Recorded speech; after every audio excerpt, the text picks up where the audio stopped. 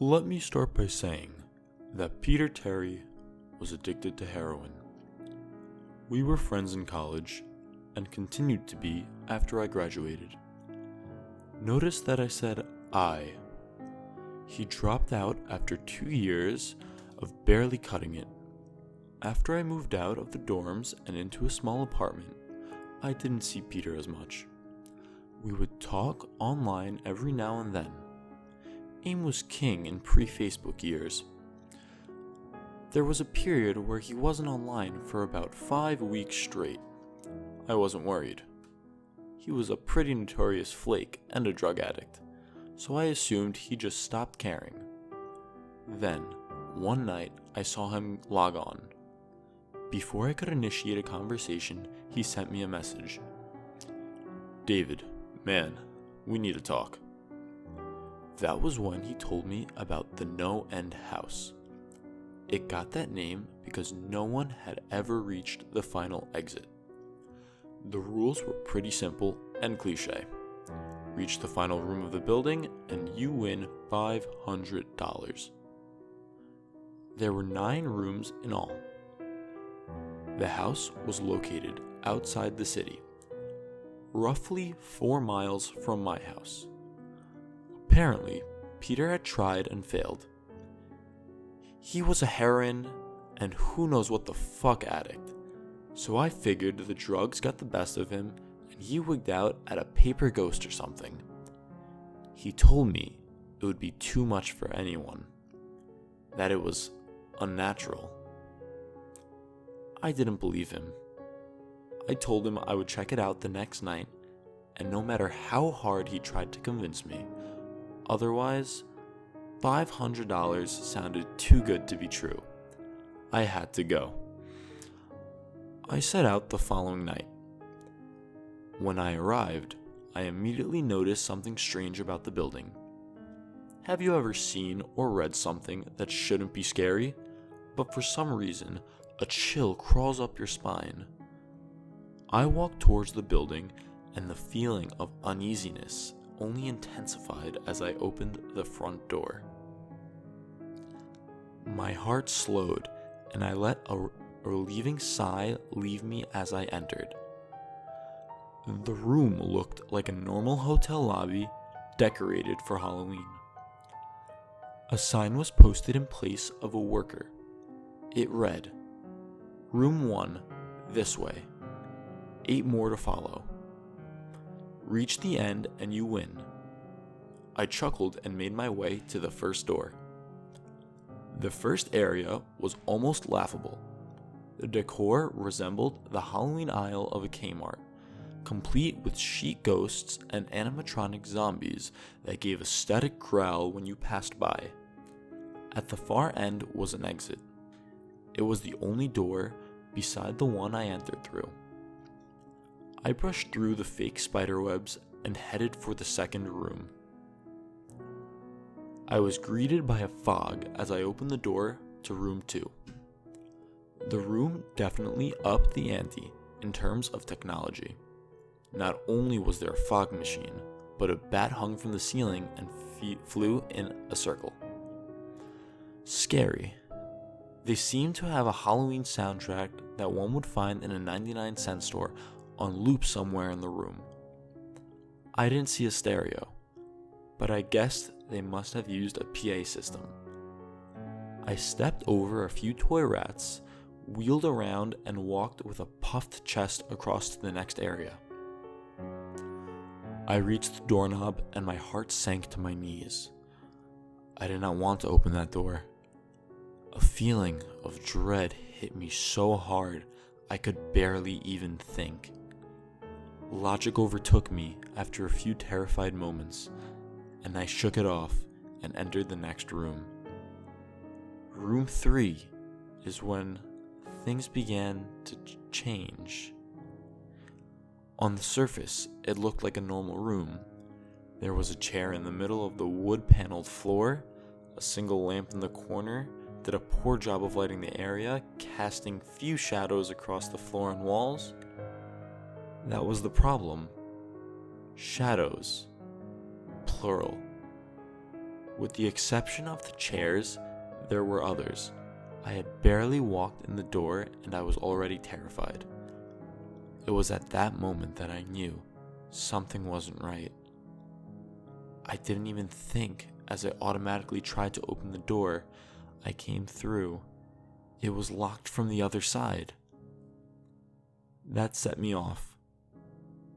Was somebody locking the doors as I progressed? There was no way. I would have heard them. Was it a mechanical lock that set automatically? Maybe. But I was too scared to really think. I turned back to the room and the shadows were gone. The chair shadow remained, but the others were gone. I slowly began to walk. I used to hallucinate when I was a kid. I wrote off the shadows as a figment of my imagination. I began to feel better as I made it to the halfway point of the room. I looked down as I took my steps, and that's when I saw it. Or didn't see it. My shadow wasn't there. I didn't have time to scream. I ran as fast as I could to the other door and flung myself without thinking into the room beyond. The fourth room was possibly the most disturbing. As I closed the door, all light seemed to be sucked out and put back into the previous room. I stood there, surrounded by darkness, not able to move. I'm not afraid of the dark, and never have been, but I was absolutely terrified. All sight had left me. I held my hand in front of my face, and if I didn't know what I was doing, I would have never been able to tell. Darkness doesn't describe it. I couldn't hear anything. It was dead silence. When you're in a soundproof room, you can still hear yourself breathing. You can hear yourself being alive. I couldn't. I began to stumble forward after a few moments, my rapidly beating heart the only thing I could feel. There was no door in sight. Wasn't even sure that one was this time. The silence was then broken by a low hum. I felt something behind me. I spun around widely, but could barely even see my nose. I knew it was there. Though, regardless of how dark it was, I knew something was there. The hum grew louder, closer. It seemed to surround me. But I knew whatever was causing the noise was in front of me, inching closer. I took a step back. I had never felt that kind of fear. I can't really describe true fear. I wasn't even scared. I was gonna die. I was scared of what the alternative was. I was afraid of what this thing had in store for me. Then the lights flashed for a second and I saw it. Nothing. I saw nothing, and I know I saw nothing there. The room again plunged into darkness and the hum became a wild screech. I screamed in protest. I couldn't hear this goddamn sound for another minute. I ran backwards away from the noise and fumbled for the door handle and turned and fell into room 5. Before I describe room 5, you have to understand something. I am not a drug addict. I have no history of drug abuse or any sort of psychosis, short of the childhood hallucinations mentioned earlier. And those were only when I was really tired or just waking up. I entered the NoEnd house with a clear head. After falling in from the previous room, my view of the room 5 from my back, looking up at the ceiling. What I saw didn't scare me. It simply surprised me.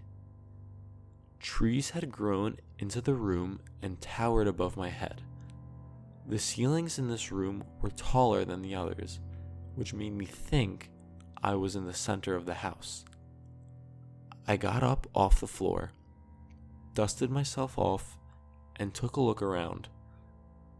It was definitely the biggest room of them all. I couldn't even see the door from where I was. Various brush and trees must have blocked my line of sight with the exit. Up to this point, I figured the rooms were getting to get scarier, but this was a paradise compared to the last room. I also assumed whatever was in room 4 stayed back there. I was incredibly wrong. As I made my way deeper into the room, I began to hear what one would hear if they were in a forest. Chirping bugs and the occasional flap of birds seemed to be my only company in this room. That was the thing that bothered me the most. I heard the bugs and other animals, but I didn't see any of them. I began to wonder how big this house was. From the outside, when I first walked up to it, it looked like a regular house. It was definitely on the bigger side, but this was almost a full forest in here. The canopy covered my view of the ceiling, but I assumed it was still there. However high it was, I couldn't see any walls either. The only way I knew I was still inside was the floor that matched the other rooms. The standard dark wood paneling. I kept walking, hoping that the next tree I passed would reveal the door. After a few moments of walking, I felt a mosquito fly onto my arm. I shook it off and kept going. A second later, I felt about 10 more land on my skin at different places. I then felt them crawl up and down my arms and legs, and a few made their way across my face. I flailed wildly to get all of them off, but they just kept crawling. I looked down and let out a muffled scream, more of a whimper, to be honest. I didn't see a single bug. Not one bug was on me, but I could feel them crawl. I heard them fly by my face and sting my skin, but I couldn't see a single one. I dropped to the ground and began to roll wildly. I was desperate. I hated bugs, especially ones I couldn't see or touch, but these bugs could touch me and they were everywhere. I began to crawl. I had no idea where I was going.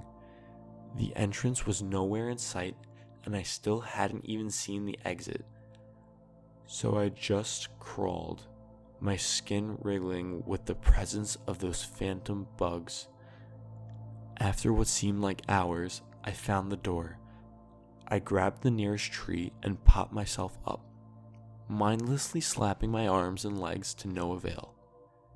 I tried to run, but I couldn't. My body was exhausted from crawling and dealing with whatever it was that was on me. I took a few shaky steps to the door, grabbing each tree on the way for support. It was only a few feet away when I heard it. A low hum from before. It was coming from the next room, and it was deeper. I could almost feel it inside my body, like when you stand next to an amp at a concert. The feeling of the bugs on me lessened as the hum grew louder.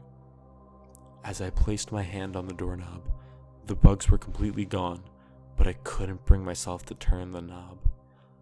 I knew that if I let go, the bugs would return, and there was no way I would make it back to room 4.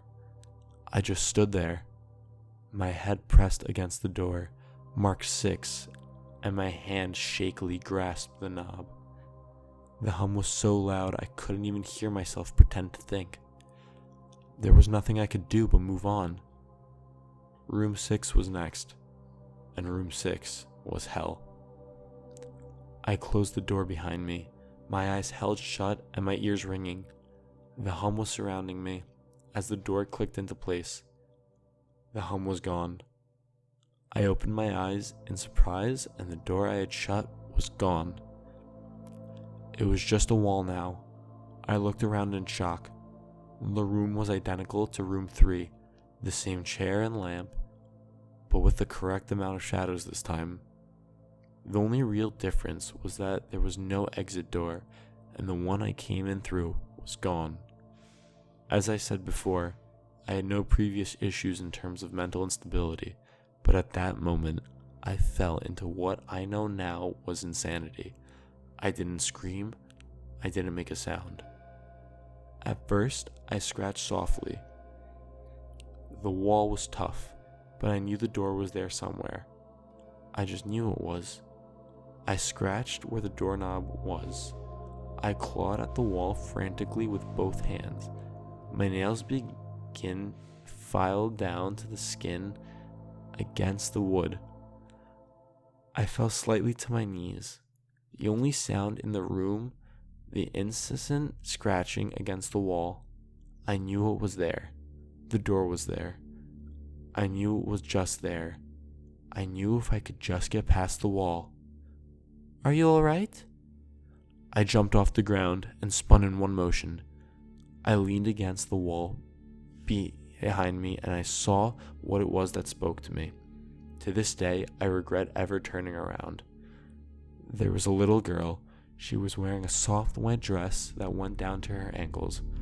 She had long blonde hair to the middle of her back and white skin and blue eyes. She was the most frightening thing I had ever seen, and I know that nothing in my life will ever be as unnerving as what I saw in her.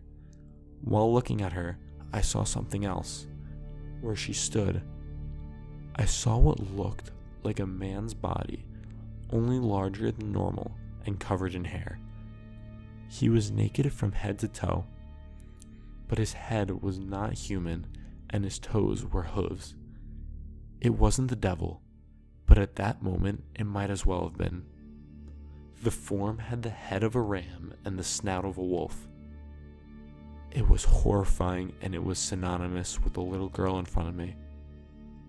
They were the same form. I can't really describe it, but I saw them at the same time.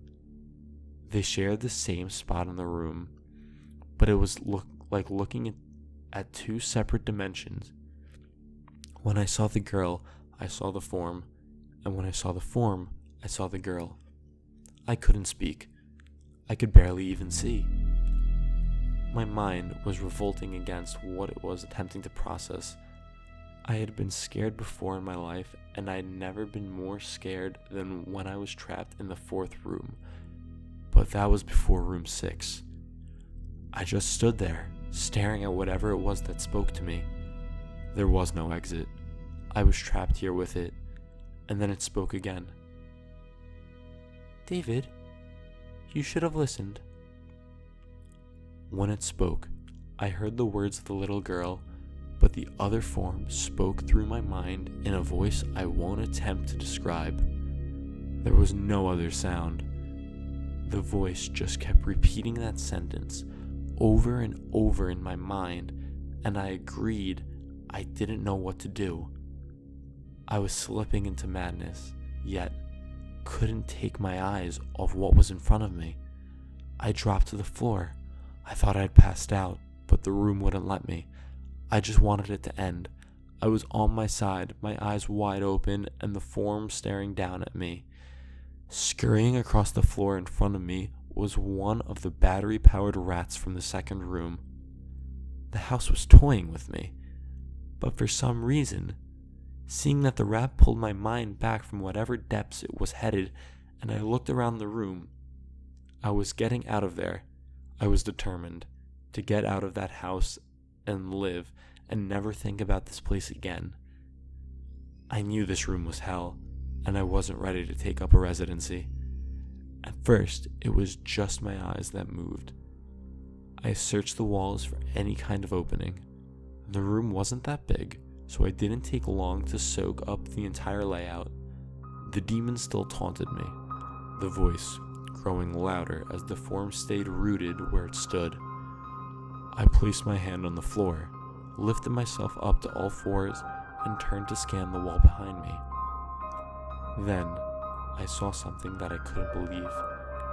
The form was now right at my back, whispering into my mind how I shouldn't have come. I felt its breath on my back of my neck, but I refused to turn around. A large rectangle was scratched into the wood, with a small dent chipped away in the center of it. Right in front of my eyes, I saw the large 7 I had mindlessly etched into the wall. I knew what it was. Room 7 was just beyond the wall where Room 5 was moments ago. I don't know how I had done it. Maybe it was just my state of mind at the time, but I had created the door. I knew I had, in my madness, I had scratched into the wall what I needed the most, an exit to the next room. Room 7 was close. I knew the demon was right behind me, but for some reason, it couldn't touch me. I closed my eyes and placed both hands on the large 7 in front of me. I pushed as hard as I could. The demon was now screaming in my ear. It told me I was never leaving. It told me that this was the end, but I wasn't going to die. I was going to live there in room 6 with it. I wasn't. I pushed and screamed at the top of my lungs. I knew I was going to push through the wall eventually. I clenched my eyes shut and screamed, and the demon was gone. I was left in silence. I turned around slowly and was greeted by the room as it was when I entered, just a chair and a lamp. I couldn't believe it, but I didn't have time to, I turned back to the 7 and jumped back slightly. What I saw was a door. It wasn't the one I had scratched in, but a regular door with a large 7 on it. My whole body was shaking. It took me a while to turn the knob. I just stood there for a while staring at the door. I couldn't stay in room 6. I couldn't. But if this was the only room 6, I couldn't imagine what 7 had in store. I must have stood there for an hour just staring at the 7. But finally, with a deep breath, I twisted the knob and opened the door to room 7. I stumbled through the door, mentally exhausted and physically weak. The door behind me closed and I realized where I was, and I was outside. Not outside like room 5, but actually outside. My eyes stung. I wanted to cry. I fell to my knees and tried, but I couldn't.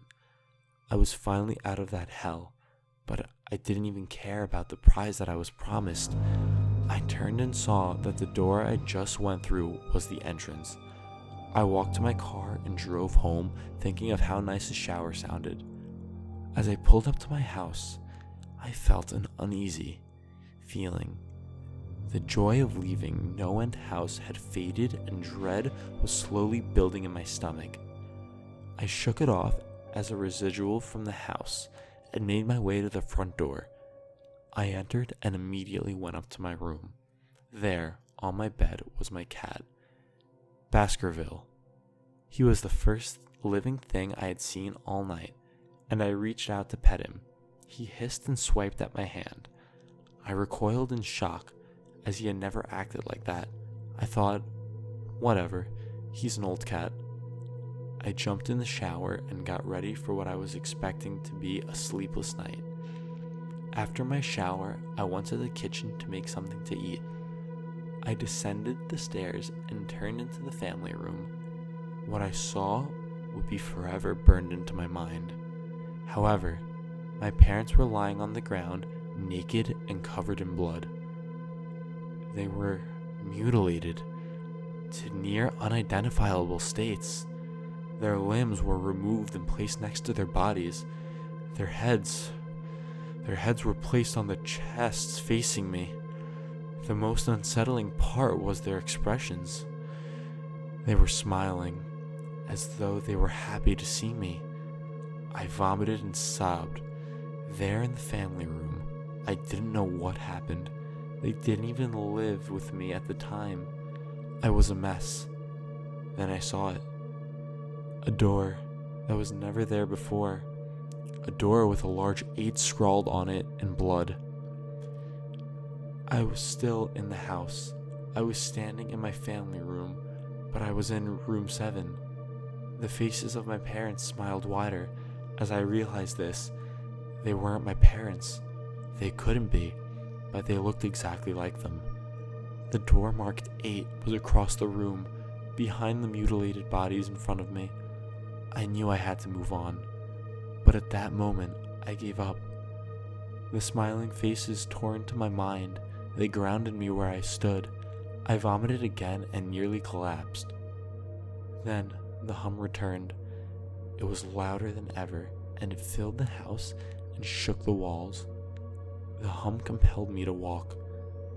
I began to walk slowly, making my way closer to the door and the bodies. I could barely stand, let alone walk. And the closer I got to my parents, the closer I came to suicide. The walls were now shaking so hard, it seemed as though they were going to crumble. But still, the faces smiled at me. As I inched closer, their eyes followed me. I was now between the two bodies, a few feet away from the door. The dismembered hands clawed their way across the carpet towards me, all while the faces continued to stare. New terror washed over me, and I walked faster. I didn't want to hear them speak. I didn't want the voices to match those of my parents. They began to open their mouths, and the hands were inches from my feet. In a dash of desperation, I lunged towards the door, threw it open, and slammed it behind me. Roommate. I was done. After what I had just experienced, I knew there wasn't anything else this fucking house could throw at me that I couldn't live through. There was nothing short of fires of the hell I wasn't already for. Unfortunately, I underestimated the abilities of the NoEnd house. Unfortunately, things got more disturbing, more terrifying, and more unspeakable in Roommate. I still have trouble believing what I saw in Roommate. Again, the room was a carbon copy of rooms 3 and 6, but sitting in the usually empty chair was a man. After a few seconds of disbelief, my mind finally accepted the fact that the man sitting in the chair was me. Not someone who looked like me. It was David Williams. I walked closer. I had to get a better look, even though I was sure of it. He looked up at me, and I noticed tears in his eyes. Please don't do it. Please don't hurt me. What? I asked. Who are you? I'm not going to hurt you. Yes, you are. He was sobbing now. You're going to hurt me, and I don't want you to do it. He sat in the chair with his legs up and began rocking back and forth. It was actually pretty pathetic looking, especially since he was me. Identical in every way. Listen, who are you? I was now only a few feet from my doppelganger. It was the weirdest experience, yet standing there talking to myself, I wasn't scared, but I would be soon. Why are you? You're going to hurt me. You're going to hurt me. If you want to leave, you're going to hurt me. Why are you saying this? Just calm down, alright? Let's try and figure this out. And then I saw it. The David sitting down was wearing the same clothes as me, except for a small red patch on his shirt, embroidered with the number 9. You're going to hurt me. You're going to hurt me. Don't, please. You're going to hurt me. My eyes didn't leave that small number on his chest. I knew exactly what it was. The first few doors were plain and simple, but after a while they got a little more ambiguous. 7 was scratched into the wall, but by my own hands. 8 was marked in blood above the bodies of my parents, but 9. This number was on the person, a living person. Worse still, it was on a person that looked exactly like me. David, I had to ask. Yes? You're going to hurt me. You're going to hurt me. He continued to sob and rock. He answered to David. He was me, right down to the voice. But that 9, I paced around for a few minutes while he sobbed in his chair.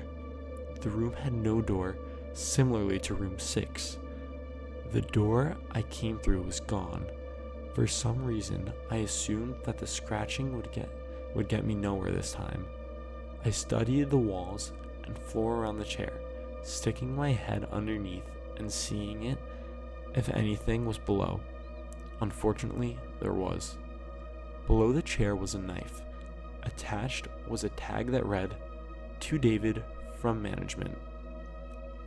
The feeling in my stomach as I read the tag was something sinister.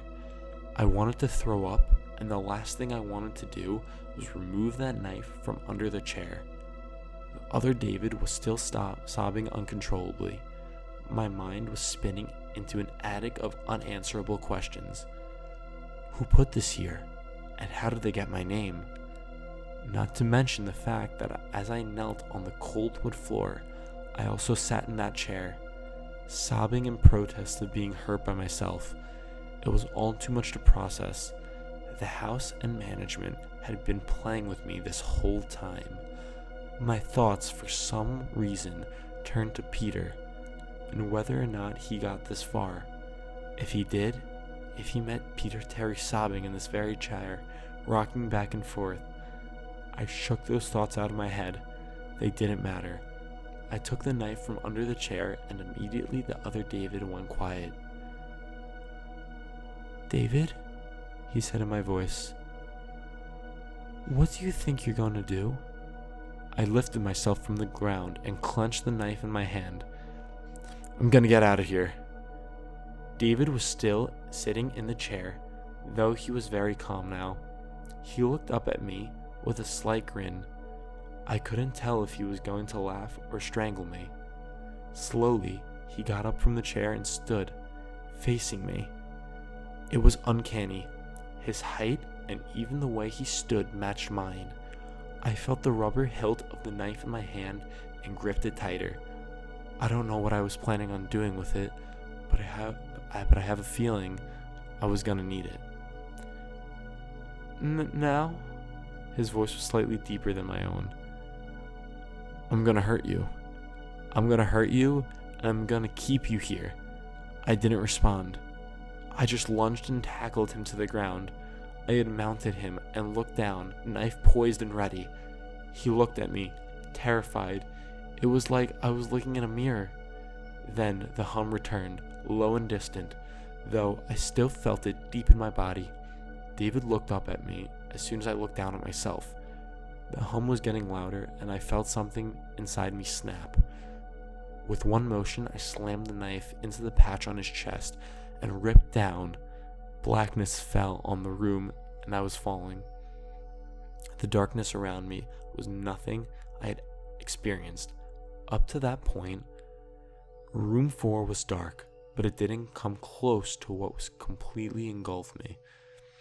I wasn't even sure if I was falling after a while. I felt weightless, covered in dark. Then a deep sadness came over me. I felt lost, depressed, and suicidal. The sight of my parents entered my mind. I knew it wasn't real, but I had seen it, and the mind has trouble differentiating between what is real and what isn't. The sadness only deepened. I was in room 9 for what seemed like days, the final room, and that's exactly what it was. The end. NoEnd house had an end, and I had reached it. At that moment, I gave up. I knew I would be in that in-between state forever, accompanied by nothing but darkness. Not even the hum was there to keep me sane. I had lost all senses. I couldn't feel myself. I couldn't hear anything. Sight was completely useless here. I searched for a taste in my mouth, and I found nothing. I felt disembodied and completely lost. I knew where I was. This was hell. Room 9 was hell. Then it happened. A light. One of those stereotypical lights at the end of a tunnel. I felt ground come up from below me, and I was standing. After a moment or two of gathering my thoughts and senses, I slowly walked towards that light. As I approached the light, it took form. It was a vertical slit down the side of an unmarked door. I slowly walked through the door and found myself back where I started, the lobby of NoEnd house. It was exactly how I left it, still empty, still decorated with childish Halloween decorations. After everything that happened that night, I was still wary of where I was. After a few moments of normalcy, I looked around the place trying to find anything different. On the desk was a plain white envelope with my name handwritten on it. Immensely curious, yet still cautious, I mustered up the courage to open the envelope. Inside was a letter, again handwritten. David Williams, congratulations. You have made it to the end of NoEnd house. Please accept this prize as a token of great achievement. Yours forever, Management. With the letter were 5 $100 bills. I couldn't stop laughing. I laughed for what seemed like hours. I laughed as I walked out to my car, and I laughed as I drove home. I laughed as I pulled into my driveway. I laughed as I opened my front door to my house, and I laughed as I saw the small 10 etched into the wood.